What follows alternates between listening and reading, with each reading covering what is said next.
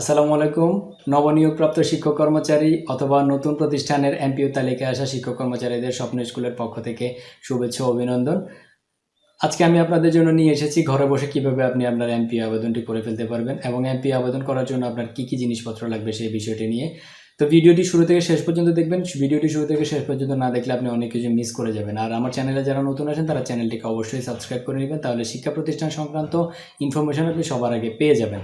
প্রথমে আপনাদেরকে জানিয়ে দিই, আপনার এমপিও আবেদন করার জন্য সর্বপ্রথম যেটা করতে হবে, আপনাকে মোট 7টি ধাপে আপনার এই কাজটি করতে হবে। প্রথমেই আপনাকে এইচআরএম রেজিস্ট্রেশন করতে হবে, যেটা আপনাকে একটু পরে আমি দেখিয়ে দিব। এরপরে আপনাকে 6টি ধাপে এমপিও আবেদন করতে হবে। আমাদের ভিডিও ডেসক্রিপশনে আপনার প্রয়োজনীয় কাগজপত্র এবং কয়টি ধাপে কীভাবে কাজ করতে হবে তার লিখিত আকারে দেওয়া আছে এবং নমুনা কপি দেওয়া আছে। আপনারা অবশ্যই এগুলো ডাউনলোড করে নেবেন, তাহলে আপনারা পরবর্তী সময়ে আপনাদের আবেদন প্রক্রিয়াটি সম্পন্ন করার জন্য আপনাদের অনেক সহজ হবে এবং সহজভাবে আপনারা এটি করে ফেলতে পারবেন। তো ভিউয়ার, আরও একবার অনুরোধ, যারা চ্যানেলটিকে সাবস্ক্রাইব করেননি তারা এখনই সাবস্ক্রাইব করে নিন এবং পাশে থাকা বেল আইকনে ক্লিক করে নিন। তো চলুন আমি আপনাদেরকে এখন নিয়ে যাবো আমার কম্পিউটার স্ক্রিনে।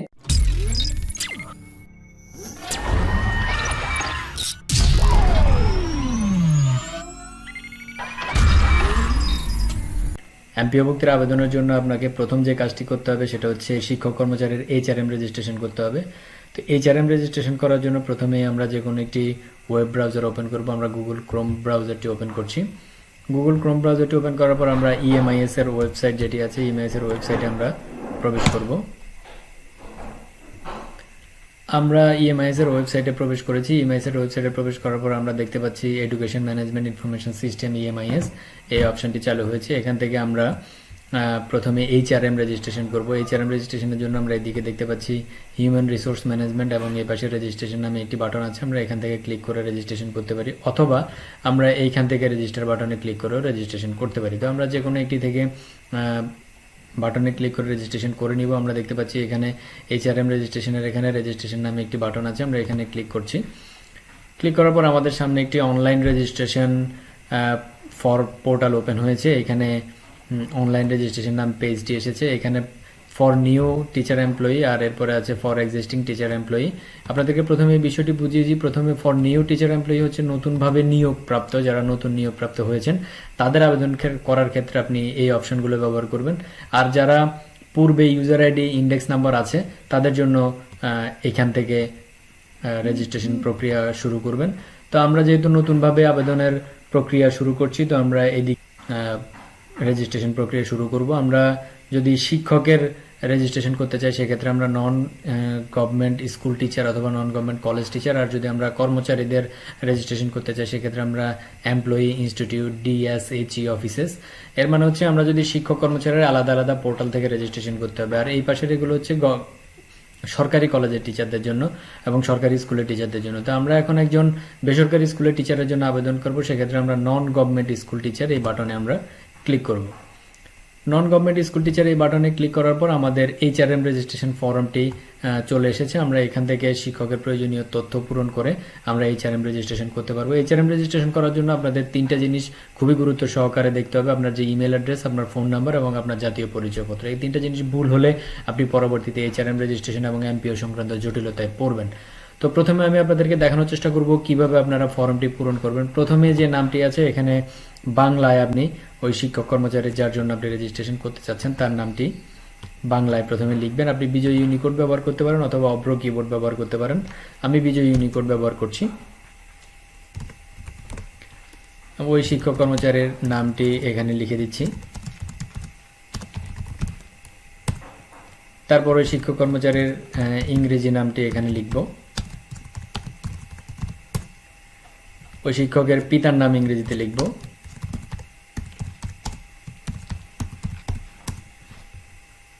এরপরে মাতার নামটি ইংরেজি লিখব। জন্ম তারিখ নির্বাচন করব, কবে ওনার জন্ম তারিখটি আমরা এখানে নির্বাচন করে দিব। তারপরে লিঙ্গ সিলেক্ট করব, পুরুষ অথবা মহিলা অথবা তৃতীয় লিঙ্গ যে কোনো একটি আপনি এখানে সিলেক্ট করবেন। জাতীয় পরিচয়পত্রের নাম্বারটি খুব সাবধানতার সহিত জাতীয় পরিচয়পত্র নাম্বারটি এখানে ইনপুট করবেন।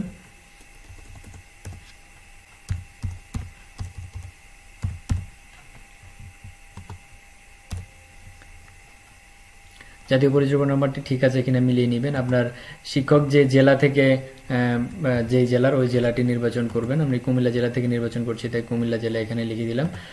ওই শিক্ষকের মোবাইল নাম্বার এখানে লিখে দিবেন। আপনি খেয়াল করবেন মোবাইল নাম্বারটি এবং ইমেল অ্যাড্রেসটি কোনোভাবেই যেন ভুল না হয়। তো আমরা শিক্ষকের মোবাইল নম্বরটি এখানে লিখে দিচ্ছি।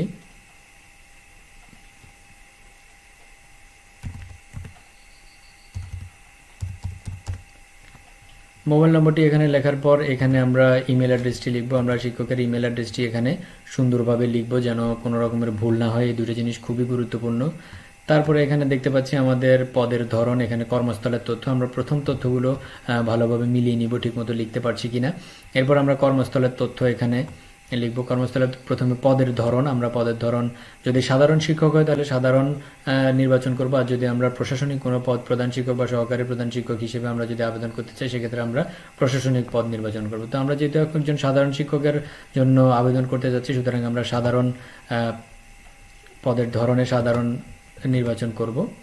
এরপর আমরা বর্তমান পদবীর এখানে আমরা অ্যাসিস্ট্যান্ট টিচার অথবা ট্রেড ইনস্ট্রাক্টর যে কোনো একটি আমরা সিলেক্ট করতে পারবো। যদি ট্রেড ইনস্ট্রাক্টর হিসেবে আমরা আবেদন করতে চাই সেক্ষেত্রে আমরা ট্রেড ইনস্ট্রাক্টর পদে নির্বাচন করব। নিয়োগের সময় প্রাপ্ত পদবী, আমরা সহকারী শিক্ষক হিসেবে নিয়োগপ্রাপ্ত, এই জন্য সহকারী শিক্ষক লিখে দিলাম। এখন আমরা নিয়োগের সময় এখানে উল্লেখ করব, যোগদানের তারিখ, উনি কত তারিখে যোগদান করেছেন অত্র বিদ্যালয়ে সেই তারিখটি এখানে লিখে দিব।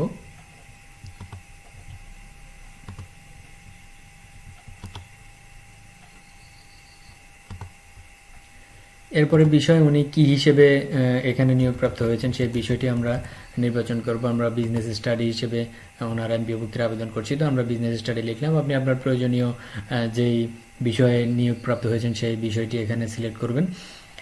এরপরে দেখতে পাচ্ছি এখানে প্রতিষ্ঠান, আমরা প্রতিষ্ঠানের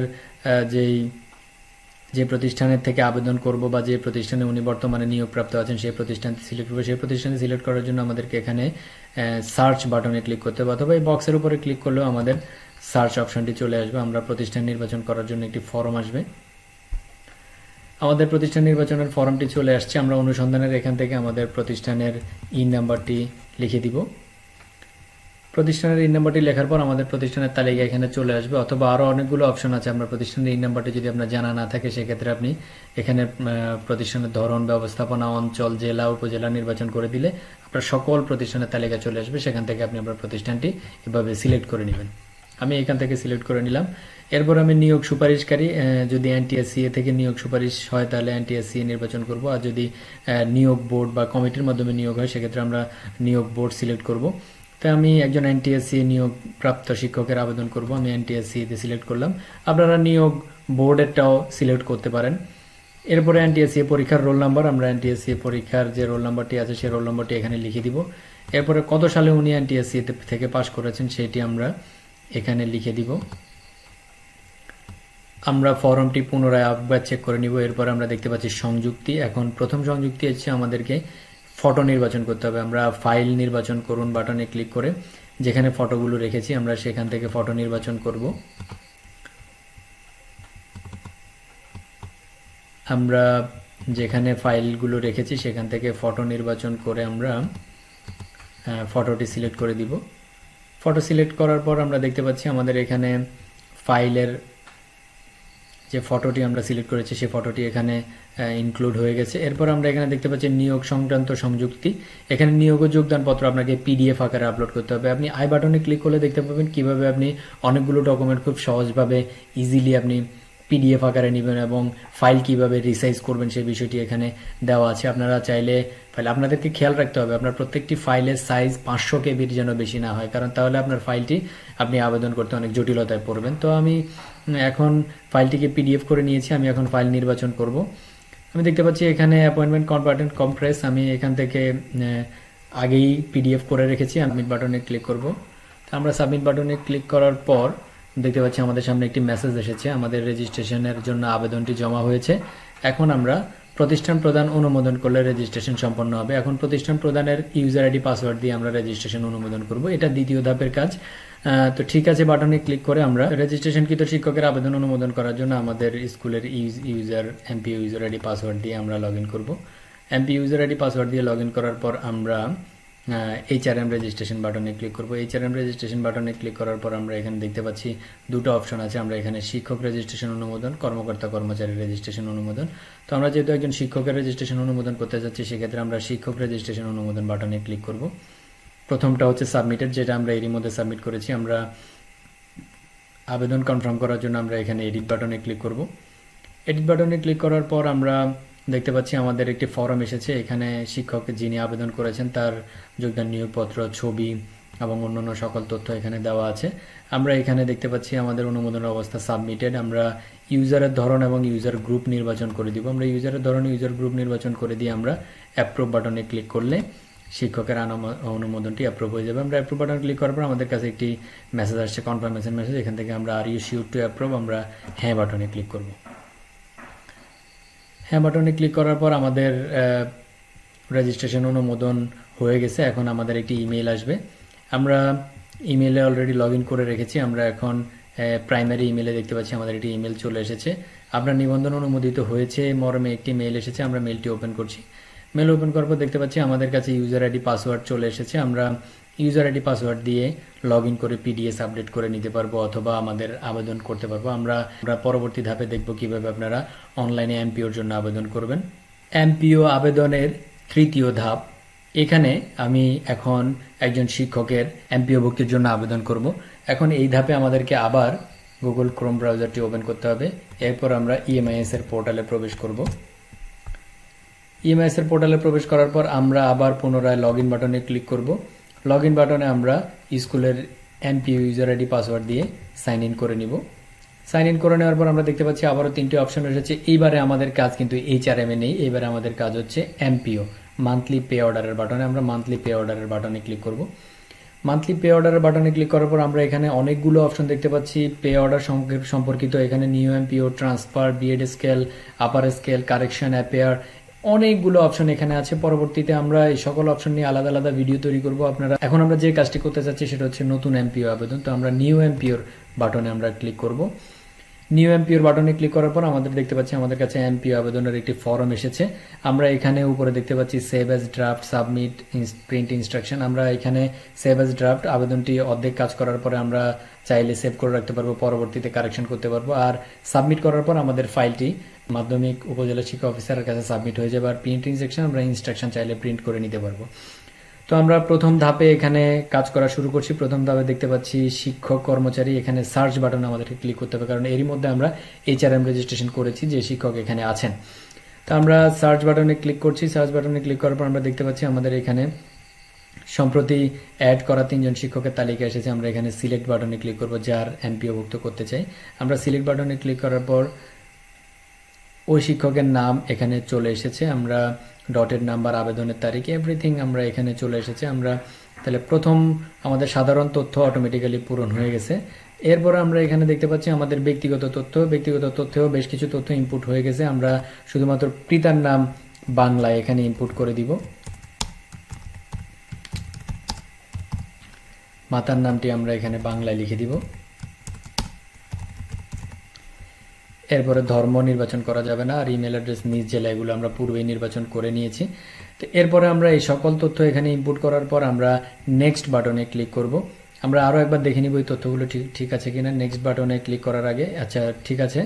এখন আমরা নেক্সট বাটনে ক্লিক করছি। নেক্সট বাটনে ক্লিক করার পর আমরা এখানে দেখতে পাচ্ছি আমরা দ্বিতীয় ধাপে চলে এসেছি। দ্বিতীয় ধাপে আমরা এখানে দেখতে পাচ্ছি NTSC সংক্রান্ত তথ্য চেয়েছি। আমরা যদি NTSC উত্তীর্ণ হয় তাহলে আমরা NTSC-তে হ্যাঁ ক্লিক করব, আর যদি NTSC উত্তীর্ণ না হয় সেক্ষেত্রে আমরা না বাটনে ক্লিক করব। আমরা হ্যাঁ বাটনে ক্লিক করব কারণ আমরা এই শিক্ষকের NTSC থেকে পূর্বে আমরা দেখেছি যে NTSC থেকে রেজিস্ট্রেশন করেছি। আমরা NTSC সাক্ষাৎকারের তারিখ, আমরা NTSC-তে যখন উনি পরীক্ষা দিয়েছেন সেই তারিখটি আমরা এখানে উল্লেখ করে দিব। পরীক্ষার তারিখটি আমরা উল্লেখ করব এখানে। তারপর আমরা NTSC এর রোল নাম্বারটি এখানে লিখব। তারপরে পাশের বছরটি আমরা এখানে লিখব, উনি কত সালে NTSC পরীক্ষা দিয়েছে সেটি আমরা এখানে লিখব। ব্যাচ নাম্বার আমরা এখানে লিখব। তারপর আমরা এখানে বিষয়, কোন বিষয়ে উনি পরীক্ষা দিয়েছে সেই বিষয়টি আমরা এখানে লিখে দিব।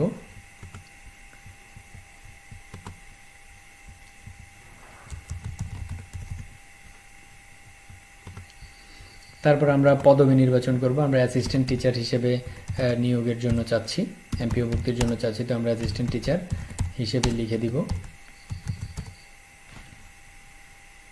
সহকারী শিক্ষক, ব্যবসায় শিক্ষা, এভাবে আমরা লিখে সিলেক্ট করে নিব। আমরা এই তথ্যগুলো পূরণ করে নিয়েছি। এখন আমরা শিক্ষাগত যোগ্যতার এখানে তথ্য দেখতে পাচ্ছি। শিক্ষাগত যোগ্যতার এখানে প্লাস বাটনে ক্লিক করলে আপনার শিক্ষাগত যোগ্যতা এন্ট্রি করার ফর্ম আসবে।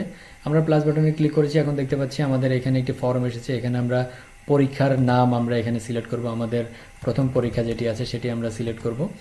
তারপরে আমরা পরীক্ষার রোল নম্বরটি এখানে লিখব। এরপরে আমরা শিক্ষাবর্ষ লিখব, কত শিক্ষাবর্ষে উনি পাশ করেছেন বা আপনি পাশ করেছেন সেটি লিখব, পাশের বছর লিখব। তারপর আমরা দেখতে পাচ্ছি বোর্ড, বিশ্ববিদ্যালয়, আমরা যদি যে বোর্ডের অধীনে পরীক্ষা দিয়েছি সেই বোর্ডটির নাম আমরা এখানে লিখব। ফলাফল প্রকাশের তারিখ, আমরা ফলাফল প্রকাশের তারিখটি এখানে লিখব। ফলাফল প্রকাশের তারিখটি আপনি সার্টিফিকেট কপিতে বা আপনার মার্কশিটের কপিতে পেয়ে যাবেন।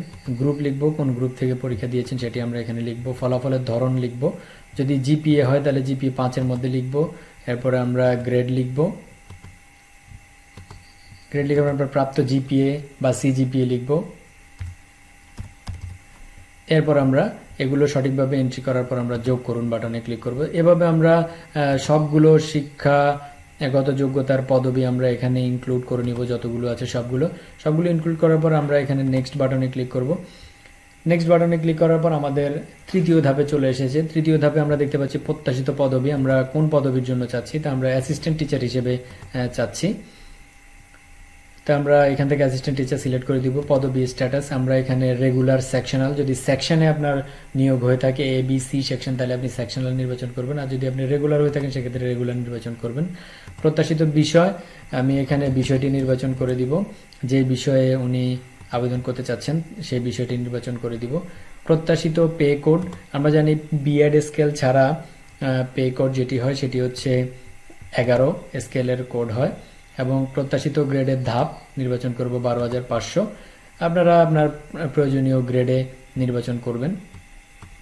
এরপর আমরা দেখতে পাচ্ছি পেশাগত যোগ্যতা পিডিএস অনুযায়ী এখানে প্রতিষ্ঠানের ধরন, আমরা এখানে সেকেন্ডারি বা জুনিয়র হলে জুনিয়র যেরকম আপনি চান সেরকম নির্বাচন করে দিবেন। ব্যাংক শাখার নাম, ব্যাংক অ্যাকাউন্ট নাম্বারটি এখানে লিখে দিবেন। এরপর আমরা যেটি দেখতে পাচ্ছি এখানে এসএমসি বা জিবি সংক্রান্ত তথ্য, গভর্নিং বডি বা এসএমসি সংক্রান্ত তথ্য। এখানে প্রথমে এসএমসির ধরনটি নির্বাচন করতে হবে। তো যদি অ্যাডহক কমিটি হয় অ্যাডহক, যদি স্পেশাল হয় স্পেশাল, রেগুলার হলে রেগুলার। আমরা একজন রেগুলার কমিটির আন্ডারে আবেদন করতে চাচ্ছি। এমপ্লয়মেন্টাল জিবি, কারা আপনাকে এমপ্লয়মেন্ট করেছে তাদের টা লিখতে হবে। ধরুন আপনি আগে নিয়োগপ্রাপ্ত হয়ে থাকলে ওই নিয়োগের সময় আপনার কীরকম কমিটি ছিল সেটি এখানে নির্বাচন করবেন। আমি রেগুলার নির্বাচন করছি। পরিচালনা পর্ষদের মেয়াদ, তো আমরা পরিচালনা পর্ষদের মেয়াদটি যেটি আছে সেই মেয়াদটি আমরা লিখে দিব, কবে থেকে কবে পর্যন্ত মেয়াদ আছে সেটি আমরা এখানে সিলেক্ট করে দিব।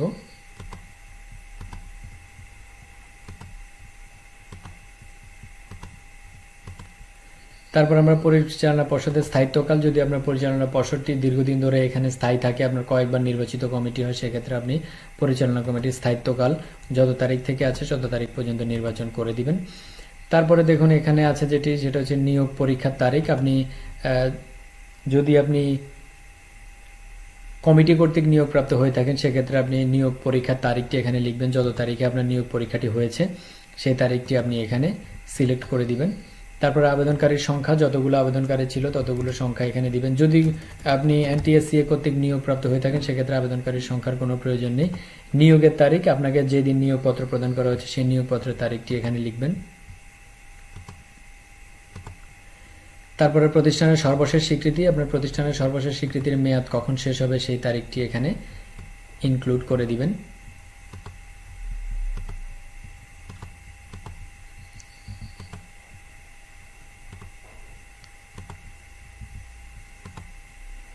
তারপরে এগুলো ফর্মটি তৃতীয় ধাপের, আপনি সকল তথ্য ইনপুট করার পর আপনি নেক্সট বাটনে ক্লিক করবেন।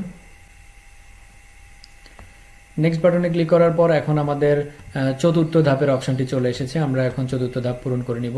চতুর্থ ধাপে আমরা দেখতে পাচ্ছি মহিলা কোটার শতাংশ কত % পূরণ হয়েছে, আমরা সেটি এখানে লিখব।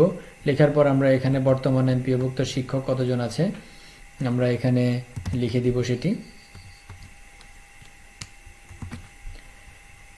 এরপরে আসুন আমরা এখানে দেখতে পাচ্ছি বিজ্ঞাপন, সংবাদপত্র। আমরা সংবাদপত্র প্রকাশের, বিজ্ঞপ্তি প্রকাশের সংখ্যা, যদি আপনি পরিচালনা কমিটি কর্তৃক নিয়োগপ্রাপ্ত হয়ে থাকেন তাহলে আপনার পত্রিকায় বিজ্ঞপ্তি, কয়টি পত্রিকায় বিজ্ঞপ্তি প্রকাশ হয়েছে সেই কয়টি আপনি এখানে লিখে দিবেন। যদি আপনি এনটিএসসি কর্তৃক নিয়োগ হয়ে থাকেন তাহলে আপনি এখানে 1 লিখবেন।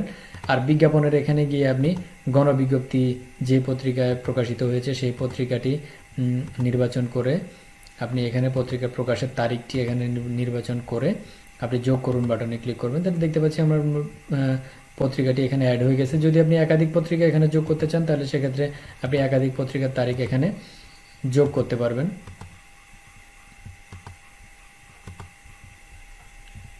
হ্যাঁ, আমরা দেখতে পাচ্ছি আমাদের দুটো পত্রিকা এখানে অ্যাড হয়ে গেছে। আমরা এভাবে অনেকগুলো পত্রিকা চাইলে এখানে অ্যাড করতে পারবো। যদি আপনি এখানে সংখ্যা বেশি লিখে থাকেন তাহলে সংখ্যা এখানে বেশি লিখবেন, পত্রিকা অ্যাড করে নেবেন। আর যদি সংখ্যা কম দিয়ে থাকেন সেক্ষেত্রে আপনি একটা পত্রিকাই এখানে অ্যাড করে নেবেন।